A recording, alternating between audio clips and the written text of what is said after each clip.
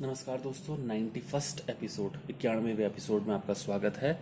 ये 14 नवंबर 1956 14 नवंबर 1956 बुधवार को नसीराबाद स्थित नेताजी स्कूल में विद्यार्थियों व अध्यापकों की सभा में प्रवचन हुआ था।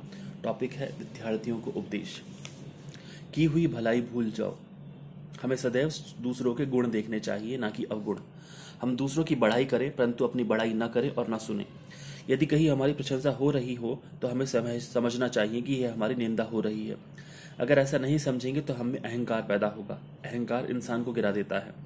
आप कोई नेक कार्य करें या कोई भलाई के कार्य करें तो उन्हें भूल जाया करो। ऐसा मानो कि वे भलाई के कार्य आपने किए ही नहीं हैं। यह समझना चाहिए कि ईश्वर की हम पर कृपा हुई जो हमसे ऐसे कार्य हुए हैं। न्यारे रहो। यह दुनिया मुसाफिर खाना है। दुनिया रूपी मुसाफिर खाने में रहते हुए भी उससे न्यारे रहा करो। जैसे कमल का फूल पानी में रहता है परंतु पानी की एक बूंद भी उस पर नहीं रहती है, इसी प्रकार संसार में रहो। ईश्वर ने संसार में जो कुछ भी बनाया है उन सब से शिक्षा लेनी चाहिए। भक्त तुलसीदास ने कहा है, तुलसी इस संसार में भांति भांति के लोग सबसे हिलमिल कर रही है जो नदी नाव संजोग। नाव में कई लोग चढ़ते उतरते हैं परंतु कोई भी उसे अपने रहने का स्थान नहीं समझता है। वैसे ही हम भी संसार में रहें, सबसे मिलजुल कर रहें परंतु स्वयं को मुसाफिर समझें। यह संसार मुसाफिर खाने के समान है। मुसाफिर खाने में हमें बर्तन बिस्तर आदि मिलते हैं। हम उनसे कार्य लेते हैं परंतु उन्हें अपना नहीं समझते हैं। इसी प्रकार संसार में रहना चाहिए। सबसे काम ले परंतु उन्हें अपना नहीं समझे, उनसे मोह न रखें। शास्त्र कहते हैं, मातृ देवो भव, पितृ देवो भव, आचार्य देवो भव, अतिथि देवो भव। माता पिता आचार्य गुरु व अतिथि को देवता करके मानो, उन्हें पूजनीय करके समझो, उनके प्रति अपने कर्तव्य पालते रहो। यह बड़ा धर्म है। अंधे या भूले हुए को राह दिखाना, प्यासों को पानी पिलाना और भूखे को खाना देना भी धर्म समझना चाहिए। संग पार उतारे, कुसंग डुबोए। एक आवश्यक बात ध्यान में रखो, अच्छी संगत हमेशा पार उतारती है, बुरी संगत डुबोती है। इसलिए अच्छे लोगों की ही संगत करनी चाहिए। अच्छी संगत से अच्छे संकल्प पैदा होते हैं तथा बुरी संगत से बुरे संकल्प पैदा होते हैं। बुरे संकल्पों के कारण बुरे कर्म होंगे तथा हमारा जीवन व्यर्थ चला जाएगा। इसलिए अच्छे संकल्प करना पुण्य और बुरा संकल्प करना पाप समझना चाहिए। रानी कैकेयी को राजा दशरथ से बेहद प्यार था। वह उनके साथ लड़ाई में भी जाती थी। एक बार अपनी जान जोखिम में डालकर उसने राजा दशरथ की जान बचाई थी। इस कारण राजा ने उसे वचन दिया कि जो मांगना चाहो मांग सकती हो, मगर उसने कुछ नहीं मांगा। परंतु मंथरा नामक एक दासी के कुसंग के कारण उसके मन के संकल्प बिगड़ने लगे तथा उसने राजा दशरथ से राम को वनवास भेजने का वचन मांगकर उनकी मृत्यु का कारण बनी।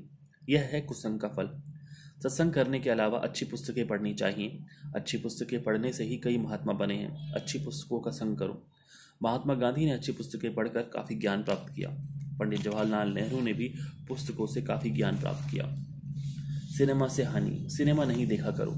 सिनेमा से शिक्षा से अधिक हम पर बुराई का असर होता है। सिनेमा देखने से कई बुराइयां पैदा होती हैं।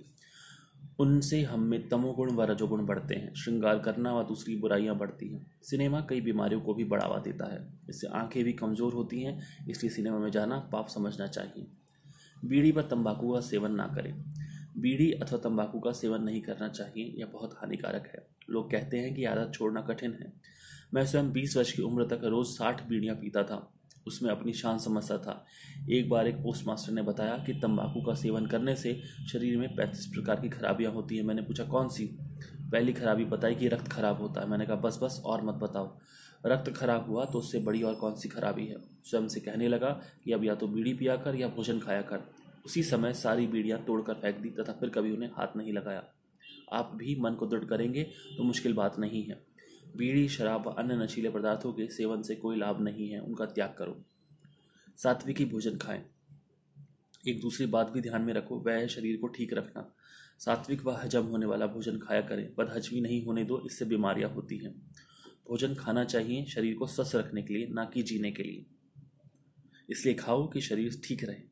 व्यायाम किया करो, प्राणायाम किया करो, जैसे तन मन स्वस्थ रहें। दिन में 2 बार से अधिक भोजन न खाएं। अंत में मेरा आपको यही कहना है कि माता पिता व गुरु की सेवा करते रहें। यह धर्म है। गरीबों व दुखियों की सेवा करते रहें परंतु उसके साथ साथ प्रभु स्मरण भी करते रहें। जिसने पैदा किया है उस प्रभु का स्मरण अवश्य करना चाहिए क्योंकि वह सुखों का दाता है।